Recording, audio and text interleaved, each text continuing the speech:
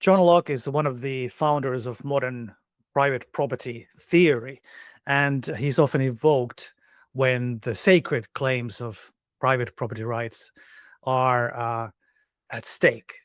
But imagine a scenario where you have a starving, hungry, homeless person at a supermarket in a busy city street, picks up a loaf of bread, tries to leave the premises, is stopped by the guards, is stopped by the police, goes to the court, the prison guard keeps him in a cell. All of this done in the name of protecting the sacred rights of justice and private property rights. But what if you could have a different story? What you could say, what if this thief is in such extreme want that there's an exigency claim for him to get something to eat? Or what if you could say that the whole chain of appropriations that have led to this whole system of private property at some point committed some violation of justice? What if in the original appropriation not enough was left, not enough and as good was left for others to appropriate? Or what if there's some other claim of justice that Lockean theory might even be able to support and buttress? Some of those reasons why Locke is such a fascinating character. And so I'm so happy today to have someone who knows John Locke very well and who's written about this conflict in Lockean theory between the sort of right Lockean and the left Lockean interpretations, and the more radical and the conservative angles on Lockean theory of property. So today we'll be talking about a book called Locke Among the Radicals, which is not the little red book. It's a medium-sized red book. But anyway, it's called Locke Among the Radicals. And I have here with me Daniel Layman. So Daniel, it's very good to have you on board. Thanks, Otto. It's great to be here. So Dan and I know for a long time, but Dan is an expert on Locke, and he writes and teaches about political philosophy and its history. He is especially interested in liberty, rights, and the conceptual and historical relationship between them. His current research focuses on the concept of political liberty, both as it figures into early modern political theory and as we ought to understand it today. And he's the author of two books so far. First one, Locke Among the Radicals, the one that we're going to be talking about today. Subtitle of that book is Liberty and Property in the 19th Century. And his other book is jointly with Michael Huemer, another political philosopher, on political authority. It's a debate book called Is Political Authority an Illusion? A Debate. Now, so you've also been a long time, I guess now, an editor-in-chief at Locke Studies, and that makes you kind of a perfect person to talk to today. And jointly we are also working on a new scholarly edition on the political and economic works of Henry George, together with Paul Forrester from UPenn. Now, you will be joining WashU University, and until now you've been associate professor at philosophy at Davidson College, and you have also held a postdoc position in the political theory project at Brown University. Now, so what will your new position at WashU be? So I will be professor of philosophy. They're going to promote me, which is exciting. So I'll no longer simply be associating with professors, right? I'll get to be the real deal. No, yes, that's right. I mean, people move from one type of as professor to another until they get to the full professor. And that's right. So yes. And then I'll also be associated with this really cool new project at WashU called the Ordered Liberty Project, which is still very much taking shape, but it's going to be a program that will involve both hiring several senior faculty members working on topics related to classical liberalism, for instance, Locke, and then building out some kind of roster programming around those themes. So that's still in development, but I'm excited to be a part of that too. Now, your book, Locke Among the Radicals, is great. I just finished it recently, and it deals with 4 different thinkers, 19th century thinkers, who were building on Locke, were riffing on Locke, were doing something interesting with Locke, and taking him in very different directions. Kind of choosing him as a dancing partner, but then choosing one person chooses waltz and another person chooses some hip hop. I don't know, but they're doing very different things with Locke, and so why did you want to focus on this era and these thinkers? I mean, in the book you mentioned that you could have picked up, some other century, of course, and there's interesting Lockeans, but what is it about this particular era and these 4 thinkers who we'll individually get to in a moment? Yeah, so first I want to say I love the way you put it in terms of dancing and dance partners. That's really really nicely put. I'll have to remember that.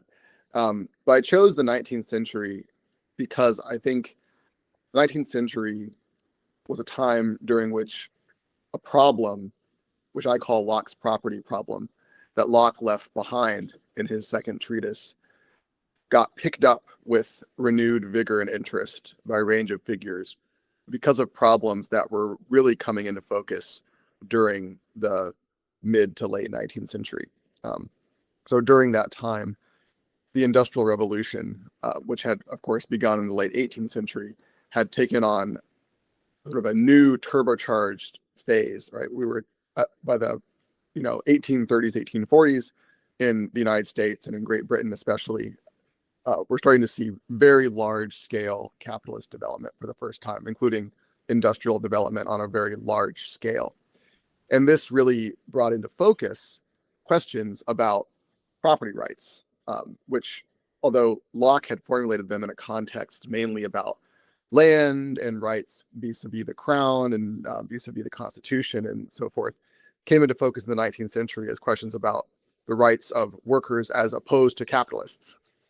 So in the 19th century, many thinkers who had long been familiar with not just Locke, but other Anglo-American classical political economists started to think, well, it seems like if it's true that the earth is in some sense common, and I'm sure we'll talk more about the sense in which it might be common later in the conversation, but if the world is in some sense common to all of us, and if our labor is supposed to be the key that somehow connects individuals to individual rights in an originally and possibly even in some sense permanently common world, well then we have some important puzzles derived from Locke to be answering here. So one, is all this property in land and capital legitimate? Its relationship to labor, at least in the very literal sense, was somewhat tenuous, and this was clear to everybody.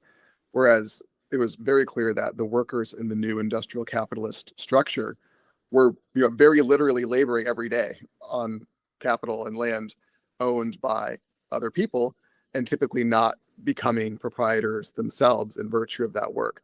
So this raised questions for these thinkers of the forum. Well, hey, if Locke is onto something, as they all in some way thought he was, what are we to make of this? Should we say that the capitalists, and as Hodgkin, one of my figures, calls them, the idle capitalists, as opposed to those who own capital while working, if they're just holding this capital, is this legitimate? Right? Should they be in some sense overthrown? If so, is that because of their relationship to the state? Is the state propping them up improperly? Do workers have sort of Lockean labor rights? If so, is it just in what they make themselves? Do they have right to some kind of common pot or some kind of common fund? So these questions, which arose in Locke, but Locke didn't himself answer, become urgent. And I think what you see in the 19th century is these two strands of thinkers answer that set of questions in different ways. One way, which I call the left Lockean way, sort of expands the scope of the conception of equality at work, right? Whereas the right Lockean framework contracted, as it were, the demands of equality to better fit the claims of individuals to their property. So that's why I chose the 19th century. And the basic bind that you identify in Locke is that there is two commitments at least that are directly potentially in conflict, or at least they require reconciliation and interpretation of how to reconcile them. One of them is the idea that we are all equal owners of the earth. That is, the earth is granted to us in common, and indeed it is in a way a gift of God in the theological origins. But even leaving the theology outside of it, the idea that we are somehow all inheritors or sharers of a joint common stock, and at the same time a commitment to self-ownership, which is in Locke's interpretation compatible with mixing one's labor, and then the whole famous labor mixing theory comes in. But before we get deeper into it, I would say you're all listening to Conversations with Otto podcast, and my name is Otto Lehto. I'm a postdoctoral researcher at New York University, Classical Liberal Institute, and I work in liberal political philosophy, complexity theory, and several other aspects, including Henry George, who's one of the thinkers, one of the four thinkers included in Dan's book. I should also say that one of my colleagues here from NYU, Richard Epstein, is adamant that Locke was the founder of all the problems in modern liberal theory, because some of the same issues that you highlight, but he's really committed to Richard is committed to interpreting Locke as making a mistake in having the labor foundation there, because that can open up to all these left Lockean socialist interpretations, and definitely some of the people you mentioned. So the four people in the book are Thomas Hodgkin, you already mentioned, and Lysander Spooner, who are more on the right libertarian side of things. And then you have John Bray and Henry George, who, although very different, are kind of different variants of the left Lockean interpretation. Now, not to spoil things, but you do end up also developing your own kind of left Lockean version, which is influenced by Henry George, among others. And we'll get to what is your own preferred interpretation and theory in a bit. But let me ask you about this basic bind again. So you have commitment to idea that the world is jointly owned and that we are all self-owners. So is that where a lot of these problems come from? And how do you think that these 19th century thinkers managed to solve it, or did they not? That is indeed the problem. And I would add that the problem arises sharply once we connect self-ownership, as Locke quite explicitly does, to individual property claims. So on the one hand, Locke clearly holds, it's very explicit, we own the world in common in some sense. We relate to it equally. This was something that he insisted on, importantly, against Filmer, his opponent in the two treatises, who had argued that we do not have the same natural relationship to the world, that Adam of Adam and Eve fame was originally granted the world as a private possession and handed it down by way of a somewhat long and confusing chain to kings.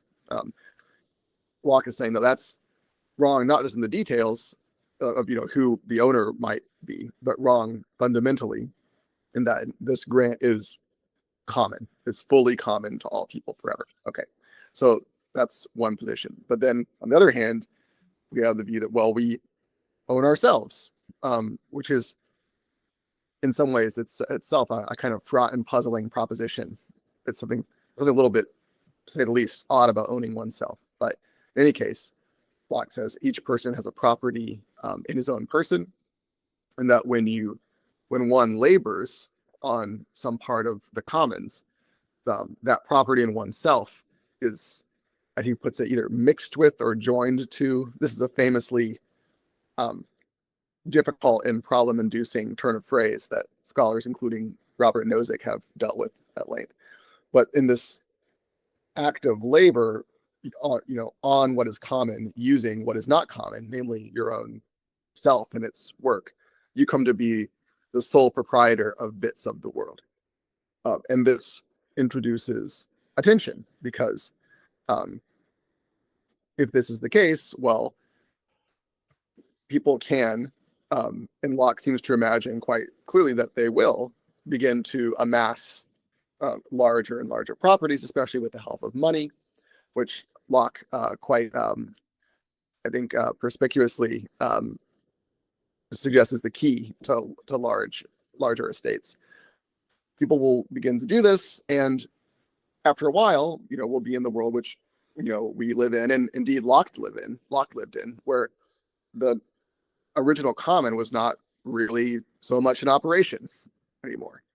So this raises the question, well, okay, so what about all that original common? And Locke seems to have a few sort of not fully thought out things to say about this, right? That introduce the problem that interests me. So sometimes he seems to say, well, this is okay as long as there's enough and is good left for others. Well, in some sense, there's clearly not enough and is good left for others, because there's not anything left for others. Now, you might interpret this to mean, no, not as much as good lying in common for others, but as much and as good value, sort of we would say, but Locke wouldn't say, economic value available to latecomers. Okay, well, maybe that's right. But if that's right, well, then we have another question. Locke, in addition to saying that we're all co-owners of the world, says that we are naturally free with respect to each other.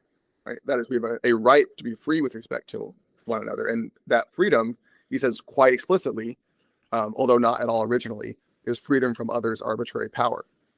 So the puzzle becomes, well, okay, fine. Suppose that somehow we all get richer, right? The economic growth through appropriation is a tide that lifts all boats.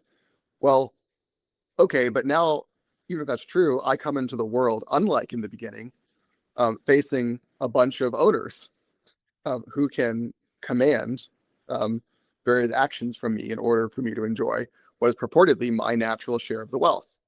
So how is that not arbitrary power? Right?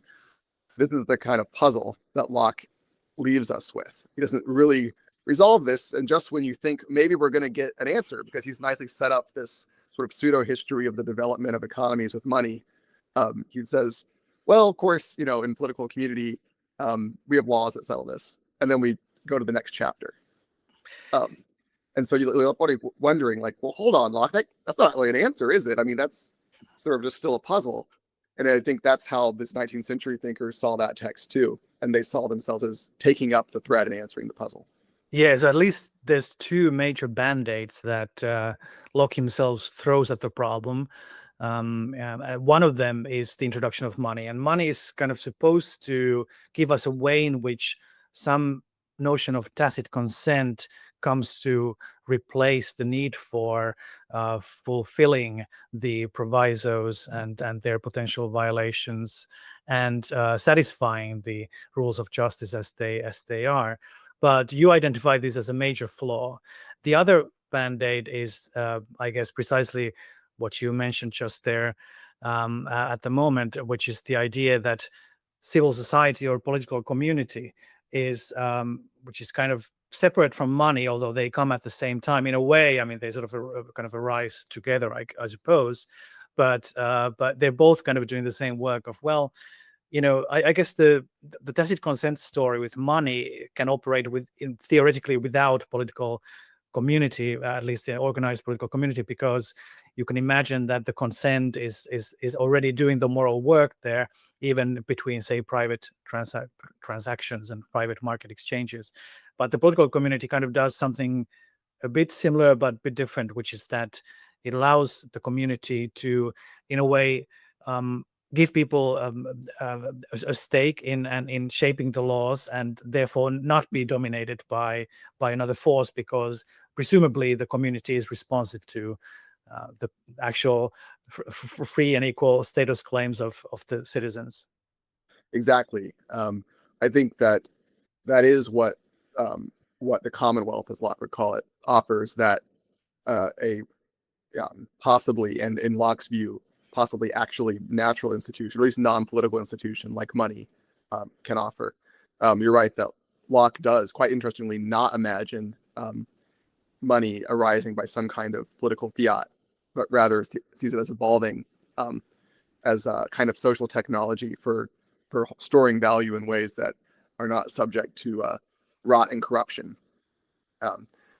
So yeah, Locke suggests that we all tacitly consent to money, and in my book, I agree with the scholarly consensus that Locke means this as a kind of, frankly, not very promising attempt to say, well, yeah, there were these moral constraints, but you agreed to money, and so you agreed, in agreeing to money, you agreed to override those. I now actually don't think that's the right way to read Locke there. This is a change since I wrote that chapter. I think, and I have a new piece going to come out hopefully this year or next year in the new Oxford Handbook of Locke, making this point that I don't think Locke actually meant for that bit about consent to do any justificatory work on its own. I think what Locke means to say there is, hey, there's a puzzle. How can all this stuff that has exchange value, that doesn't have any use value, at least very little use value, come to have really significant exchange value? And his answer is, well, through what he calls consent, and which I argue in his 17th century English has a semantic range that can include what figures like Hume would later call convention. So I think the point about consent there is simply there's a conventional practice that develops to afford these items, pebbles, stones, durable items, right, exchange value. And that's how they come to hold value, and that's how they make it possible to grow larger estates without waste. So I think that's on the face of it, more plausible line of reasoning, but in a way it just leaves the hole more gaping.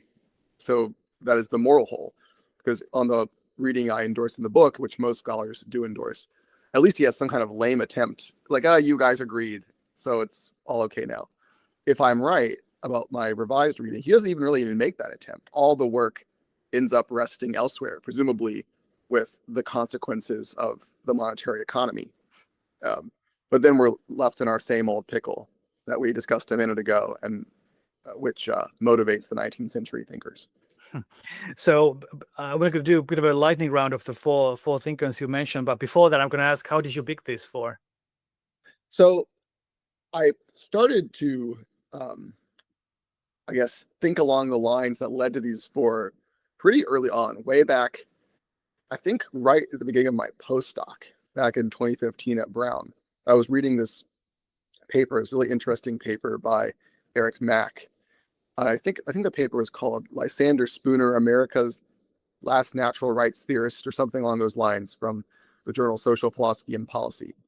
And in this paper, this very, very good paper, Mack starts detailing these arguments by these people I just never heard of, and who were just extremely and sort of delightfully strange, right? Including both Hodgkin and Spooner, right? These guys who were like 19th century sort of borderline anarchist Lockeans who also hated capitalists.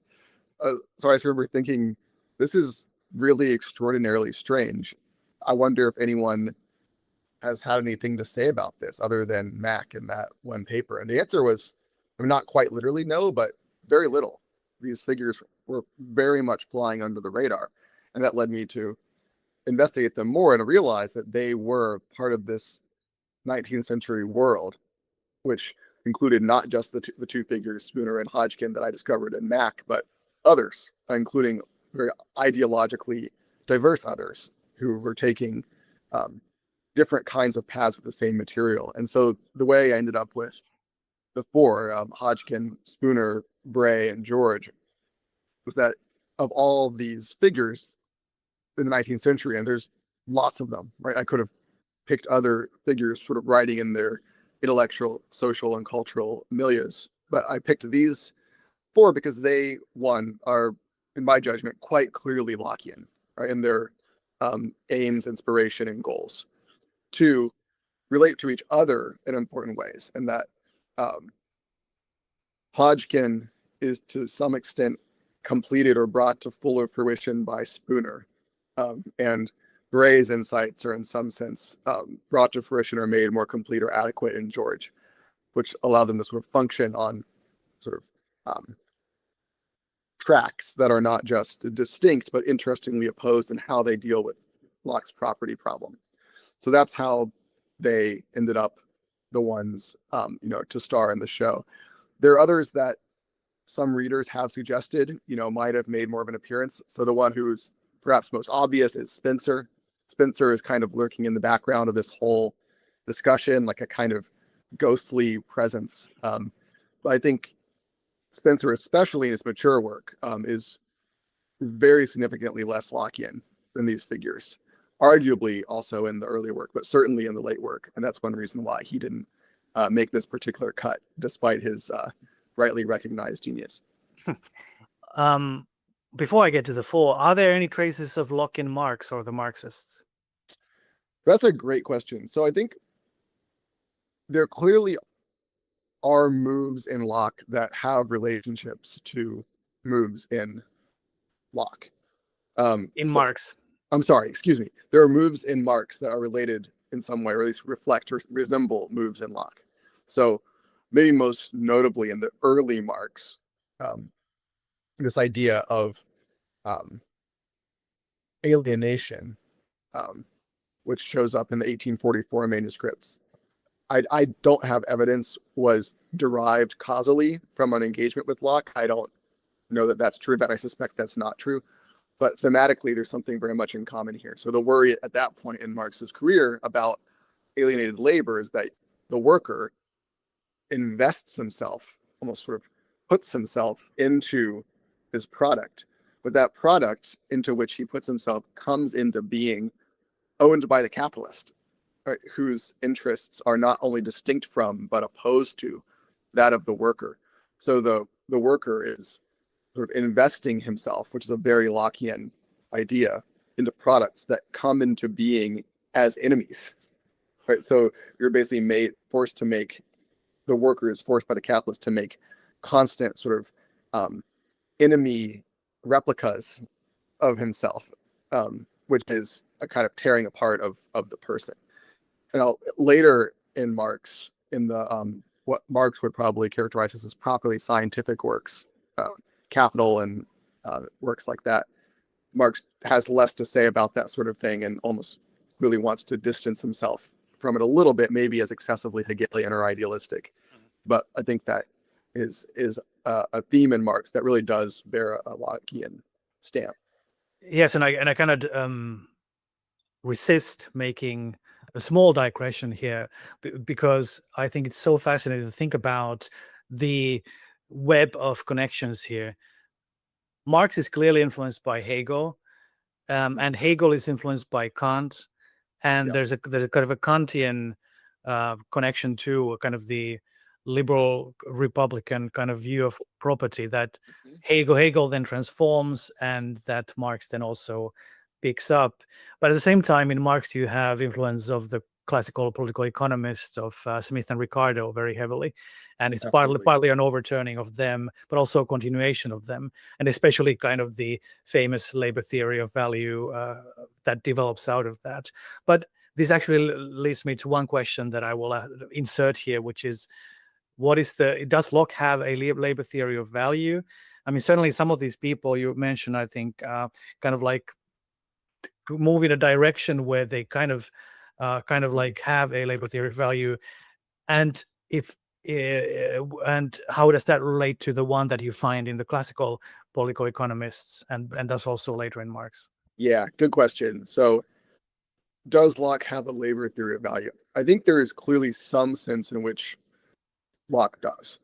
So Locke holds that labor is the source, or he tells us at one point in the second treatise in chapter 5, labor he makes up some enormous number, right? Like 99% or something of the value. And I think his numbers changed a lot. He says like 99%, or even like, even more, even less. He really varies a lot. Yeah, the numbers are pretty clearly just sort of made up and illustrative. But the point is, yes, Locke thinks that not only does labor grant property rights, it adds enormous value to whatever is worked on, such that the greatest part of value of anything, whether it's land or anything else, ends up being invested by labor that is put into it. So in that sense, clearly Locke has some kind of labor theory of value.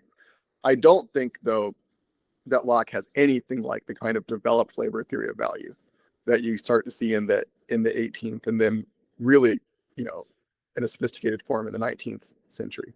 So I have no sense that Locke takes himself to be sort of offering, strictly speaking, an interpretation of the notion of value in terms of labor, but rather he has a kind of what you might call labor theory of value addition or value sourcing.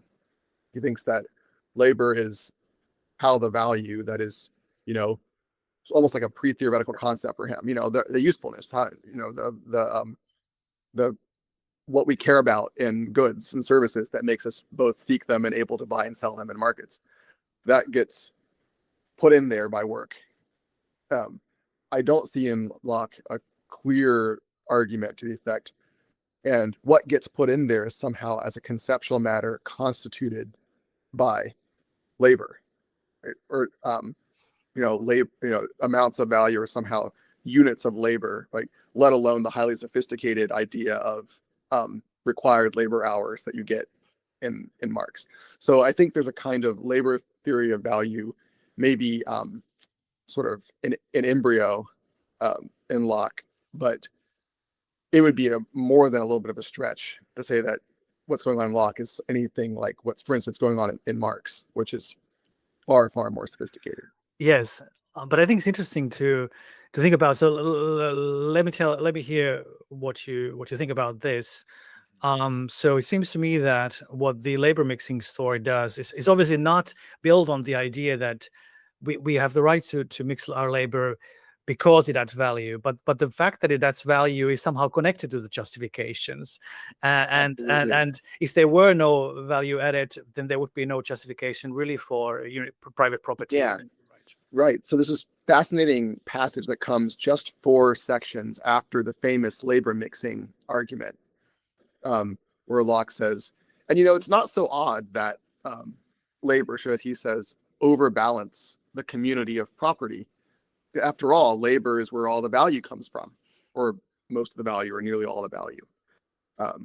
So he there quite explicitly says, if you're worried about these laborers getting this, these resources, typically land, as a result of their work, don't worry so much, because look, this is where the value comes from. Now, noticeably, that is just not quite the same idea as the earlier argument that we get rights in the results of our labor on account of having mixed our labor with them.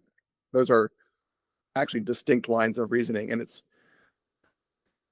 somewhat confusing, at least somewhat unclear, how those are meant to relate to each other.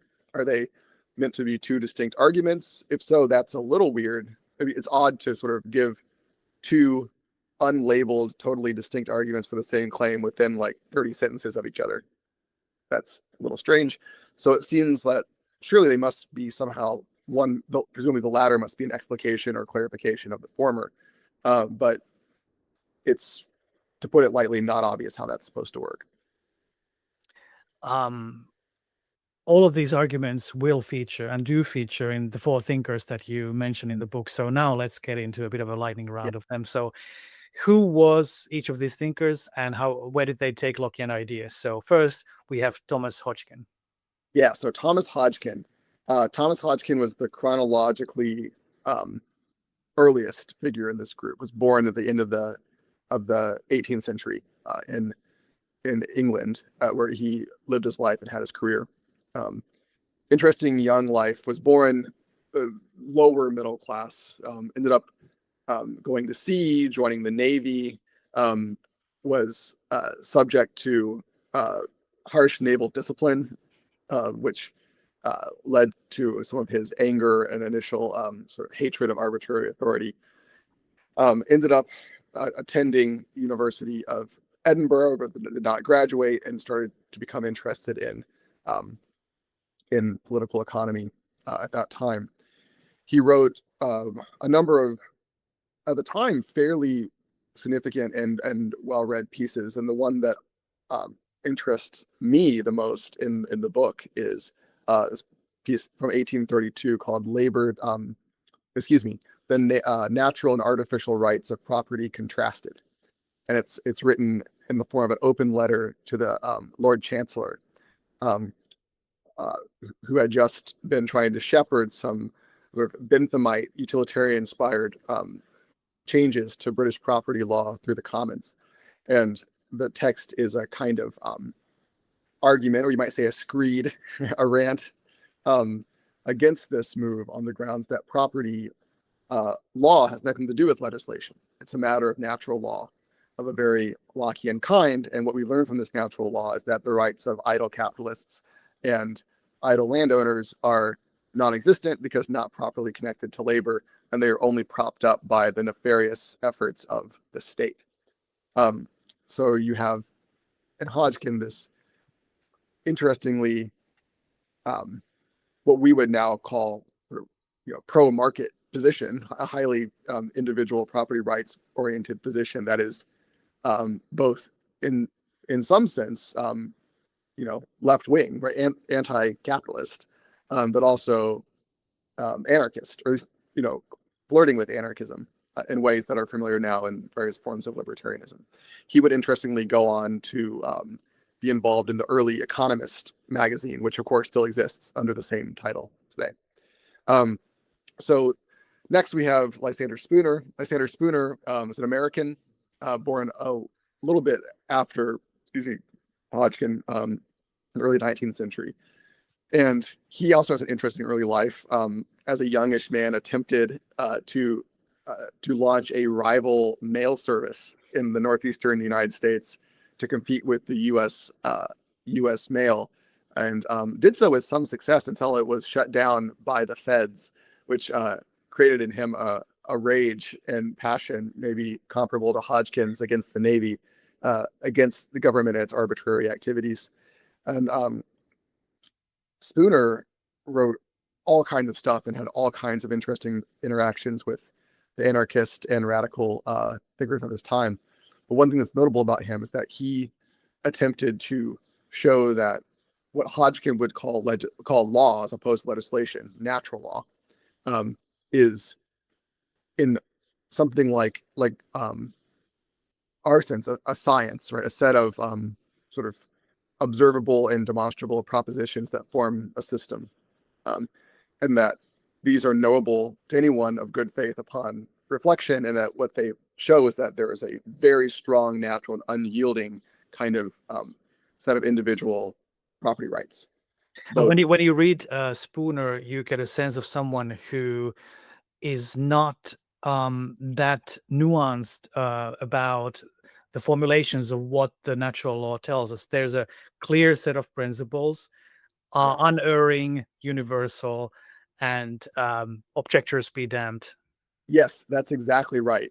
He seems to think that that subtlety and nuance in such matters is a sign of weakness at best, or obfuscation, at worst, and designed to lead people away from the simple and important truths about their own natural rights. And this, I think, is one of the reasons also he's influenced the right libertarian movement, is that some of the worst aspects of the right libertarian movement have also picked up on the dogmatism that may come with that. Absolutely. I think to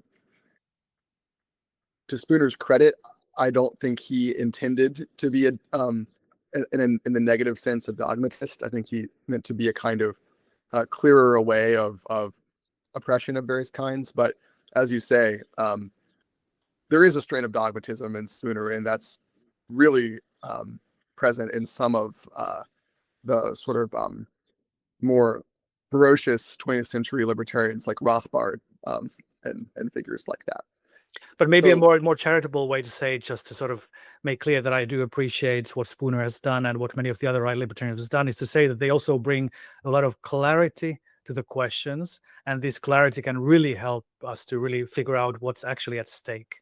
I agree, and not only do they bring clarity, they, to their credit, demand clarity of their interlocutors. If you're going to argue against someone like Spooner, it's not gonna work. It's not gonna cut it to fall back on any kind of fuzziness or sort of conceptual mushiness.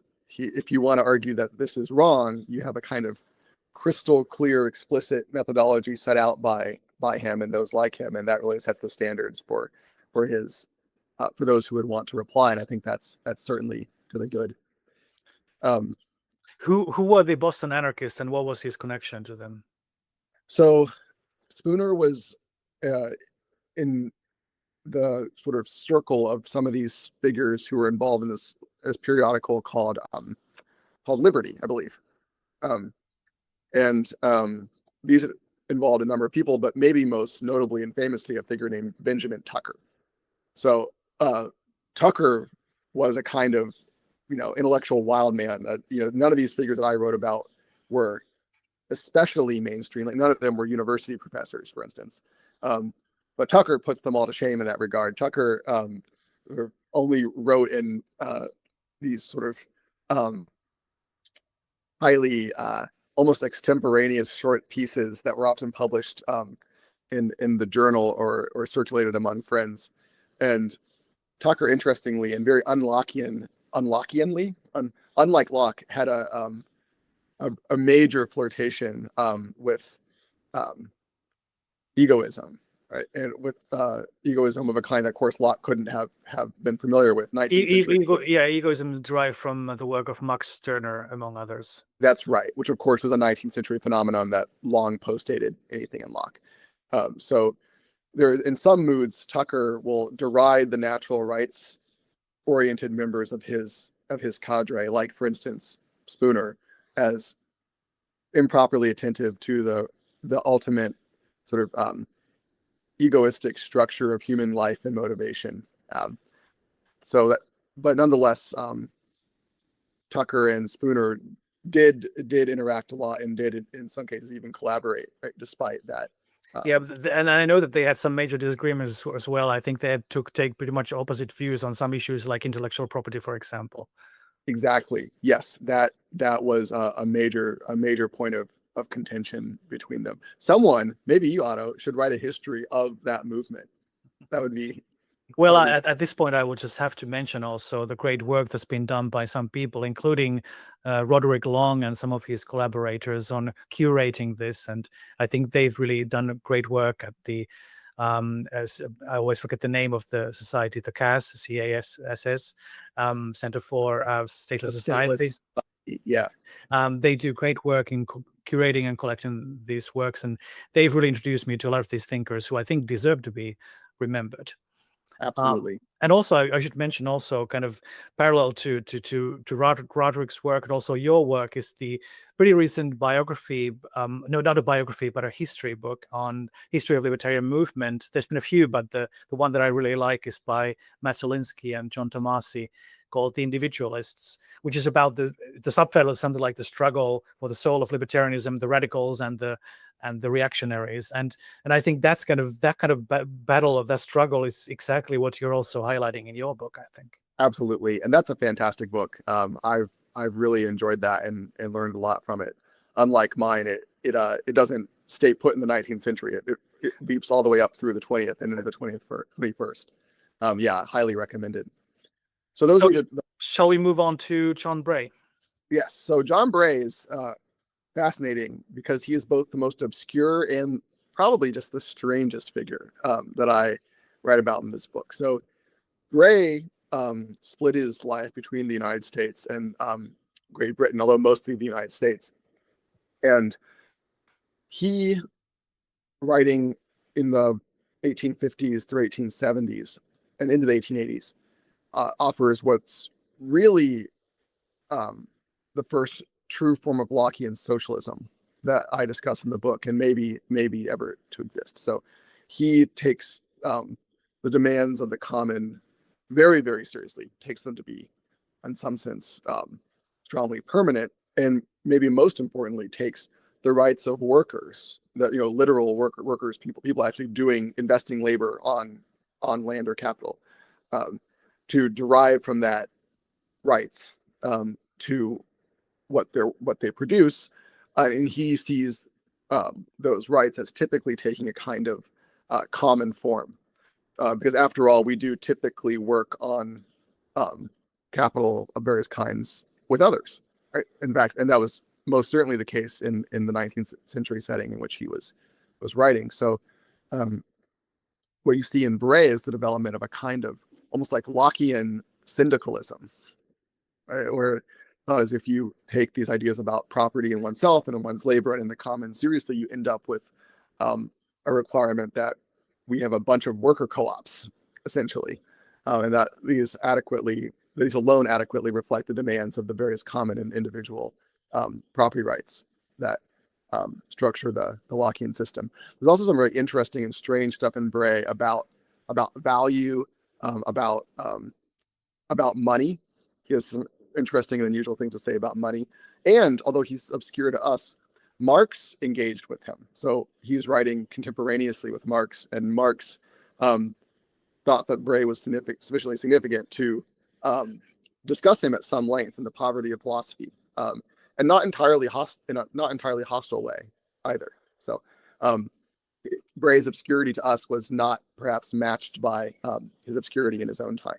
So if I recall, the Poverty of Philosophy was a response to Proudhon, I think. That's correct. Yeah. It's an attack on the Proudhonist system, which was at that time sort of a live rival inside the working men's movement to Marx's own position. So you had sort of a conflicted triumvirate of the Marxists and the Bakunin fans and the followers of Proudhon. So you have this attack on Proudhon as part of that situation. And yeah, he takes Bray sufficiently seriously to engage him at some length and much more positively than the more famous Proudhon. An aside on Marx, I will say that no matter how many faults and flaws and fractures I can see in his theory, he always had a knack for a phrase. And Poverty of Philosophy is a response to Proudhon's Philosophy of Poverty. It's a nice sort of pun on the original absolutely text. Yeah. He was nothing if not a great polemicist. Sorry, I stopped you, but go ahead. No. Then I was just going to say, and then we move on to George, who, in some senses, is sort of the star of this book. I'd say, both because, I don't know, he, I think brings to fruition and a level of admirable complexity the left Lockean strand of thought, and informs my own views to a significant extent. Not to mention ongoing work that you and I are taking part in, Otto. So George is, of course, not in any ordinary sense an obscure figure, although oddly enough, he is obscure with respect to the work of political philosophers today. With the exception of Hillel Steiner and a few others. That's right. Steiner is, and Peter Valentine and people like that have done some work, but especially Steiner, to bring George back into the conversation. But George in his day was enormously famous, a household name. It's hard to think of an apt comparison, but maybe someone like Jonathan Haidt or Steven Pinker or somebody, right? Some really big time, Ezra Klein, some really big time public intellectual that people know about was the original abundance agenda is Henry George. That's right. So George famously argued for the single tax. That is, he argued that just policy must have one and may have one and only one, may and must have a single tax. That is a tax on land. He became, as I said, very, very famous for this view. Single tax clubs spread around the United States during the 1880s and 1890s, well into the 1920s. But what I'm interested in my chapter on him is less this particular policy than the arguments, which I take to be really interestingly Lockean arguments, from which he derives the case for this policy. And the core of the Georgist argument, as I understand it, turns not just on common ownership, although he does endorse the common ownership thesis in a positive sense.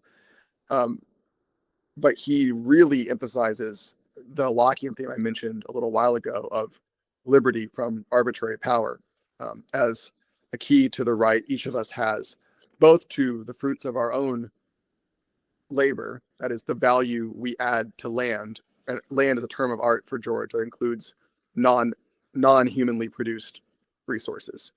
And the claim to that land we have in common worries that if it becomes permissible to, in the sense that it was in his day and remains permissible to hold land as property, that will result in the kind of objectionable dependence of non-landowners, which he is happy to call a kind of enslavement, in virtue of the power of the arbitrary wills of the landowners, owners in scare quotes, because of course he thinks land cannot be properly owned, over those who do not have that position.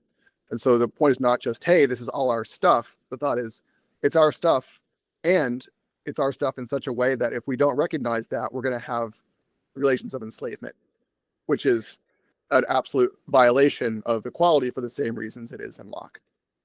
So this is a good jumping off point for thinking about your own theory as well, and how you take George to be getting close to the right theory, but you also take some exception to the way in which some of the left libertarians and Georgists, and including George himself, interpret this kind of a solution. I mean, for example, you don't necessarily think that the single tax is the way to do it, but you think that there's a deeper problem here that could be solved potentially in a few different ways.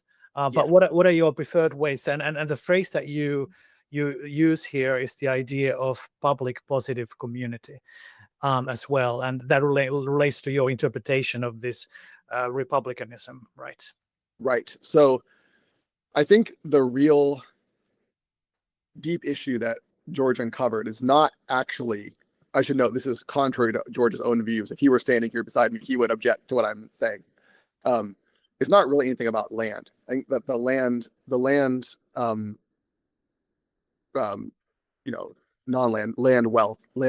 the land wealth distinction, as he would call it, the distinction between the value of what's not created by humans and what is created by humans, is actually not, but possibly not even sustainable at all, but certainly doesn't track the fundamental moral issue that I think should motivate us to care about something like the Georgian apparatus.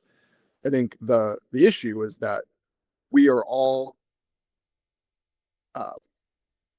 in possession together of a kind of moral status to relate as equals, that is, without subjection to arbitrary power, to one another within a world on which we depend in common.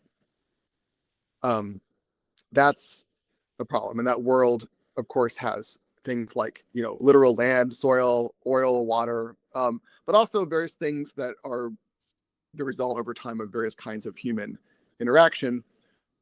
We all depend on all that, and we because we're embodied beings, and it's incumbent upon us to structure our relationship to one another and that stuff in such a way that reflects our basic standing as status equals.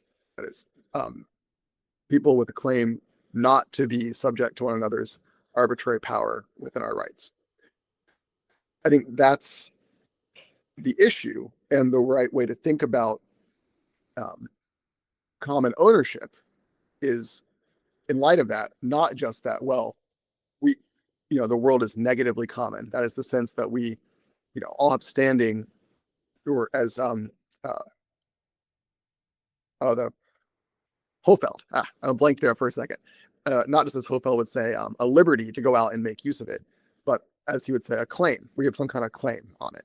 But we don't have a claim to like a particular hunk, or even to an equally sized share, because that wouldn't really do the trick of guaranteeing that we relate to each other in ways that respects our status equality.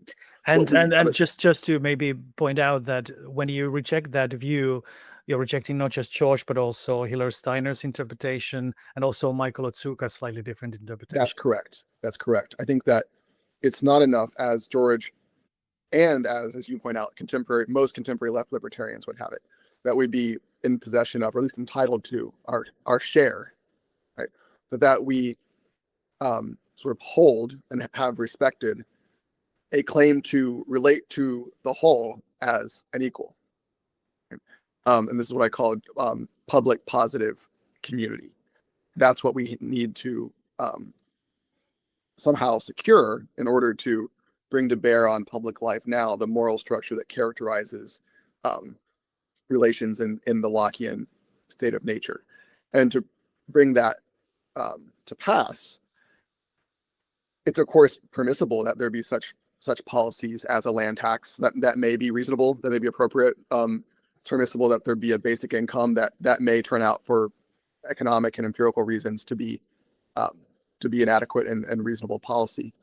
But what matters is not that, I have an equal shot to go grab, or that I even get my hunk, right? But that I relate with you as an equal to the whole. And the puzzle of public policy is how to figure out how to make that work. And I sort of close the book by saying I haven't exactly sorted out how that needs to go. I sort of, just like Locke dropped his own problem at the end of his property chapter, I dropped my own problem at the end of my book on Locke's problem, which is perhaps no less annoying, but perhaps appropriate. Well, so there's a lot there, right? And so we can throw around a few technical terms here. So one of them is republicanism, and republicanism itself comes to mean different things for different people. So after Philip Petit, we these days generally think of republicanism as being committed to non-domination, and clearly Locke was committed to non-domination. You are committed to non-domination. Mhm. All of the thinkers we're talking about are committed to non-domination in some form. But republicanism also could be taken to be a few different things. So it could also be taken to be commitment to the idea of some idea of res publica, as you point out, the etymology of it. That is, that there is some idea of the things in common, or the public that we share, and that's where the positive community also is realized. But also, you kind of talk a lot about relational equality and status equality, and so the one question that I have here is, in the current nomenclature of political and moral philosophy, sometimes people use the phrase relational egalitarianism, or some variant of that. And you are kind of in between liberal egalitarianism, that is relational egalitarianism of particular kind, and republicanism. Do you see republicanism and liberal egalitarianism as being the same thing, or kind of in the same ballpark? And Yeah, between those two, how would you define your view? that's a great question. So, although at least since Pettit, there's been a tendency, although this is weakening now a little bit, to treat republicanism as an opponent of liberalism, right? That see it as an alternative, something that you might accept instead of liberalism. I don't think that needs to be the case. It is of course true that there are now and have been anti-liberal forms of republicanism. So you could be a kind of Republican who takes independence from arbitrary wills to be constituted by some very thick sort of corporate conception of the body politic, where the individual kind of gets lost in public life and public virtue. Arguably, you have something like that in, for instance, Machiavelli, or the Renaissance humanists, or even in Rousseau. So not all forms of republicanism need be liberal. In fact, some are definitely not liberal. But I do also think that the Republican conception of liberty is the best interpretation of the liberal commitment to relational egalitarianism. So I think that on its best interpretation, republicanism is basically an expression of or interpretation of liberalism, and vice versa. I think liberals, insofar as they really want to be good liberals, should be Republicans, and vice versa. So I don't see these as opposed, and I think it's worth noting that figures like Locke, who is very frequently seen as an originator of liberalism, is very, very explicitly and repeatedly committed to the Republican standard of freedom, to which Pettit is committed purportedly as an alternative to the liberal idea of freedom. but there it is, right in, as it were, the source. So I don't think that this is at odds with the tradition, but rather draws out its threads. And the placement of Locke in this liberal versus Republican or liberal plus Republican debate, is very central, because everybody seems to have a different view of where he's placed here. So I think I'm coming aboard on the view that republicanism and liberalism can and must go together, and that the best versions of both require the other.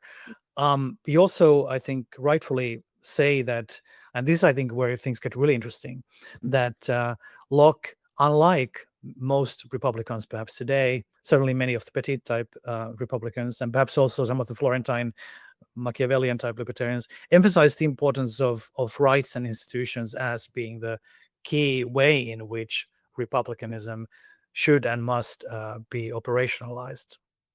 Right. So I think that this is something that Locke gets very, very right. And one of the things I've been trying to draw out since the book at my work has been just how important this insight is. That, to use the title of one of my later papers, Republican liberty, I think, is liberty within rights. And I think this is something that Locke starts to draw out and make clear. So what is it to have a right? Not just in the sense of a liberty, but in the sense of a claim. Well, to have a claim to some thing or choice or whatever is at least to be positioned with respect to that thing or choice such that your own, that is the rights holder's own will, has standing to control that space of choice or action. So this fine PP Society mug here is something over which, oh, there it is. Look at that. This one, although not yours, but mine, is something over which I have a right. What does that mean? It means at least that with respect to the disposition of this mug, my will is in charge, right? Now, suppose that, to my knowledge, this is false. I think I'm safely in charge of my mug. But suppose that there were someone who is, maybe without interfering with me, sort of in holding a kind of reserve claim to impose his or her will on the mug. So there's some kind of shadowy mug overlord who maybe isn't interested in interfering with my mug, but does have standing to call the shots with respect to this mug. If I genuinely have a normative right to this mug, that state of affairs violates my right, because that means that some other person's will is, as HLA Hart famously said, the small scale sovereign with respect to the choice space, whereas I have standing for my will to be sovereign with respect to that choice space. So in being dominated in that choice space, my right is in a condition of violation. Right? But look, it looks like that's just because that's just what rights are. That's what it is to have a claim. Rights to have not just sort of a permission to act, but a sort of standing to insist on a kind of governance within a space. So it looks like Republican liberty just is the liberty of rights.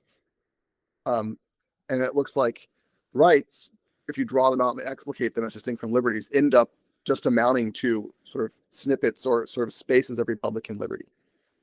And so for this reason, I think Locke is exactly right and not at all confused to insist stridently on individual rights, the rights theory, within a theory which he opens by announcing a Republican standard of liberty. I think that actually insightfully gets at the conceptual structure of those two ideas. That's brilliant. And I think that's also where the overlap between the Republican and liberal traditions with the natural law and natural rights traditions becomes very interesting, because it seems to me that the shared insight of these is that focusing on rights is a way to fulfill our moral commitments, duties, and to provide a satisfactory account of kind of the rules, basic rules of social relationality and social cooperation. And whether you come from that, from the natural rights point of view, or from a more modern, shall we say, reflective equilibrium type view, or rule consequentialist point of view, or whatever you do, I think that the Lockean standpoint is pretty strong. I mean, as we've discussed, it requires interpretation, application, rethinking. But I'm surprised that after having a detour outside of the Lockean space after my master's thesis, which was about John Locke, I'm coming back to appreciate what John Locke has done and his important role in bridging these different traditions together. Yeah. So you also use this model, I think rightfully, to criticize some of the recent radicalizations of market theory. So there's the famous book by Posner and Weil on radical markets, and there they kind of suggest a model of property that would make property very fluid and very unstable, because basically they argue that for sake of efficiency, I don't know if they use the word justice at all, but at least for sake of efficiency, the property should be kind of placed on a kind of constant auction market or some equivalent of that, or a particular way of resolving that. But here, I'm sure you're going to say that the Lockean approach provides good reasons to reject such a dynamic and fluid form of property. Yes. So, as you say, they suggest that the way to prevent people sort of improperly capturing monopoly value is to insist that all property, not just land, but all property above some smallish size, be placed in an auction market, and you get to value, you get to appraise your own posts, but then one, you have to pay taxes at whatever level of value you state, and two, you have to sell at that price if someone outbids you, which really it does have some interesting and actually pretty attractive features. But what's really not attractive about it, among other things, is that it does seem to make our claims constantly radically subject to other people's whims and preferences and desires to buy, which has to be a kind of problem, even if there's not some particular overlord, right? If I'm constantly subject in all of my claims to the preferences of others, well then, yeah, you do get some really good features, right? You do get a kind of a way to combat monopoly without George's land wealth distinction, which is very positive. You probably get a lot of efficiency that's being left on the table as things stand, but at the cost of the security of our rights, which has to mean at the cost of our moral freedom. So despite its really considerable virtues, I think the Lockean has to reject that kind of move and look elsewhere. Well, you've given good reasons to turn back to Locke, or at least to find ways of building a new form of 21st century Lockeanism, whether we call it left Lockeanism or robust Lockeanism or what have you. But what if you face objections from people who say, I mean, sure, we could do that, but why should we start from a foundation that first of all, has a clear theological kind of a foundation to it, and that the rights are kind of granted by God? Isn't that kind of a too much of a narrow starting point for rights theory? Or even the whole idea of natural rights. I mean, there might be a way of rescuing natural rights, but isn't that kind of just have to do too much work to make it palatable for modern audiences? Yeah, well, where to start here? So, I mean, it's worth noting that although you're right, Locke very clearly does have a theological account of natural rights. I think there's really there can be no serious doubt about that. Although in the literature at various points in the 20th century, some people called that into question. I don't think, and I think I join consensus here in saying that that's not really very, very plausible. So Locke clearly did mean to offer a theistic account of this. But it's worth noting that Locke, like nearly all of his contemporaries, took the commands and indeed all of the judgments and other interactions with us of God to be perfectly expressive of reason.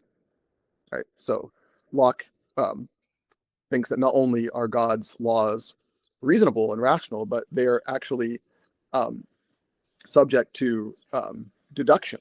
We can and should arrive at these judgments even without revelation, which is a very significant qualification. Now, he does think that revelation, in particular Christian scripture, is a kind of cheat sheet, right? You can get the answers in there, but even if you can't pull off the deduction. But strictly speaking, that's not necessary according to Locke. People who do not have the benefit of revelation can and should be able to discern the moral and from there the political law. So that's worth noting. But nonetheless, it is certainly quite what shall we say, sort of normatively and perhaps even metaphysically robust in a way that might be at odds with a kind of taste, not just for independence from any particular scriptural revelation, but sort of strong naturalism in the sense of reducing ontological commitments down to a pretty narrow band. And my own view, which is a controversial one, is that I'm not sure that liberalism in anything like its rights-based form, and so in my judgment, anything like an adequate form, can survive a sort of thoroughgoing naturalism. Now, it doesn't necessarily need to rest on Freudian slip, on Locke's particular brand of theistic non-naturalism. Kant, if Kant works, of course, there's other issues with Kant, but Kant and those kind of resources might suffice as grounding. But it's not clear to me that the kind of status equality and the kind of, as Locke would say, dignity, that is rank, that is at the foundation of liberalism as I've been interpreting it, can really survive in something like a Humean worldview. So I'm worried that we may have to choose, and how we choose will, of course, depend on further philosophical discussion about the relative plausibility and implausibility of different strands of thought. But in short, I'm not sure that a fully rigorously naturalistic liberalism can actually survive. Well, I hope to show in my own work that it can, and it does. But that is a topic maybe for another debate. In my case, I'm doing partly work building on Hume and Smith, and also Spencer and others to do that. But who are the Lockeans today who you most respect? I know you also have done some work on Simmons. So A. John Simmons, now recently retired from University of Virginia, is just a giant. I mean, his work, especially from the early 90s, he had two books in rapid succession in 1992 and 1993, The Lockean Theory of Rights and On the Edge of Anarchy, Locke and Consent. Those two books really set the stage for Locke scholarship over the last 3.5 decades. They've influenced me enormously, and I've nothing but the greatest respect for what he was able to accomplish. But today we have some really interesting work being done by a number of younger scholars that I really admire. So, I should, of course, also mention Eric Mack. Eric Mack, almost as much as Simmons, has set the stage for much of what's going on today. But right now, we have really interesting stuff being done, for instance, by Bas van der Wassen of Chapman University. I greatly admire and learn from so much of what he's done.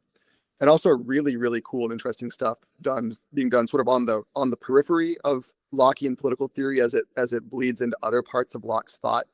So, for instance, Catherine Tabb of Bard College is doing fascinating work on Locke on enthusiasm, or sort of like emotive sort of religious commitment, or as Locke would say, sort of irrationalism and its social and political ramifications. That's such cool stuff. And there are a number of people who are not necessarily Lockeans, but just starting to draw out some of the strands in these figures that I touch on in the book, who are doing great work. So, for instance, there's Sean Irving at Essex, who's doing really cool stuff on John Bray and some other related figures. He's related some of these figures to Hayek, which is really interesting. Our co-editor, Paul Forrester, doing important new work on George. And Otto, you're doing some good stuff in this neighborhood too. Maybe not so much on Locke, but you're sort of part of this crew too, and I admire what you've been up to. I appreciate that.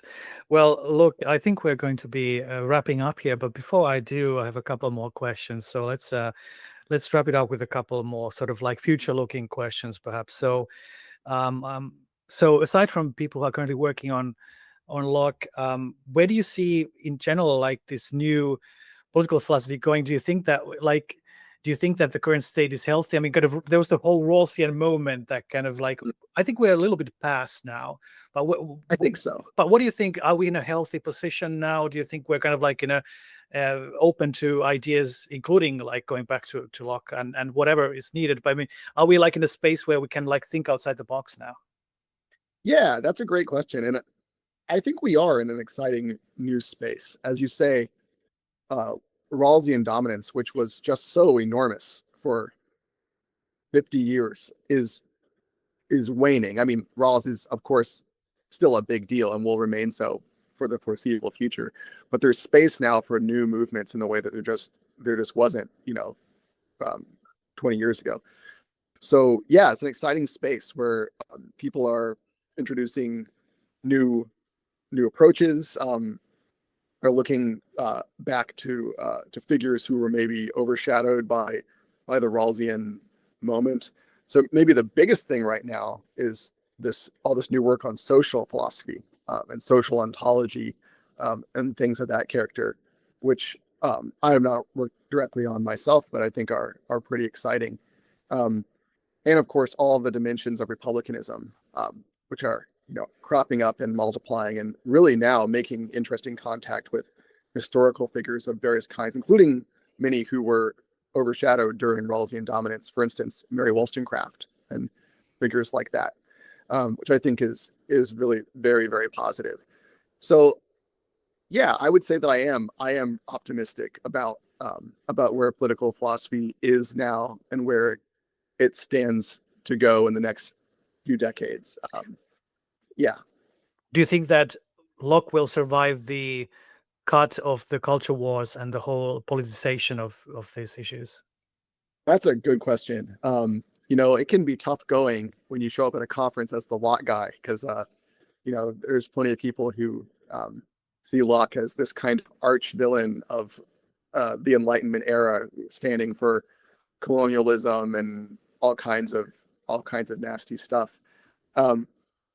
Nonetheless, I do think there's been a spate recently of interesting work trying to not so much portray Locke as some kind of, I don't know, like moral exemplar. I don't think that would be especially plausible or interesting, but as offering a theory which, one, may not be as deeply committed to those ideas as people thought, but maybe more importantly, sort of has a whole set of interesting conceptual moves and resources quite apart from those issues. There's really interesting work being done by some historians. So, for instance, Brian Smith at Nazarbayev University and Holly Brewer at the University of Maryland to suggest that Locke's legacy with respect to slavery is at least more complicated and interesting than we thought. It's not as though some sort of full exculpation is in the offing, but there's, I think, more willingness to think, okay, this Locke stuff really has a lot to show us, notwithstanding the very real concerns about Locke's relationship to some of the evils that really got going there in the latter part of the 17th century. Yes, and to add my own commentary, I do believe that the pendulum swing in the direction of critical historiography and critical reading of this Western tradition has been very fruitful and productive and necessary. But at the same time, I think the importance of rediscovering the idea of doing political theory that is really focused on the common good, or just focused on kind of providing the neutral framework for social cooperation. I think we're going to have to be swinging back to that, and I think we hopefully are. So as the last question, so we are, as I already mentioned, working together on a book project on Henry George. We'll be putting together some of the selected writings, essential writings on political and economic theory of Henry George, who does come out quite favorably in your book. But what are you most excited about working on Henry George at the moment?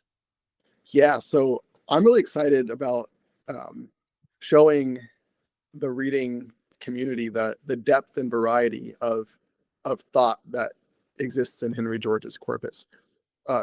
George is today heavily and reasonably identified with the single tax position, and that's of course correct, and there's nothing wrong with that. But that was embedded in an extremely rich and diverse range of thought that covered all kinds of issues, from free trade to religion to immigration to the concept of history. And I'm really excited about how we can bring this to light and show George for what he was, which I think is really one of the major American intellectual figures of the 19th century. And insofar as we can bring that to light, I think we'll not just show people how interesting this figure is, but in doing so, give a better sense of the American and maybe even, Anglophone moral and political situation in the late 19th century. I think we can make a really major contribution to the history of ideas with this work, and that's really exciting.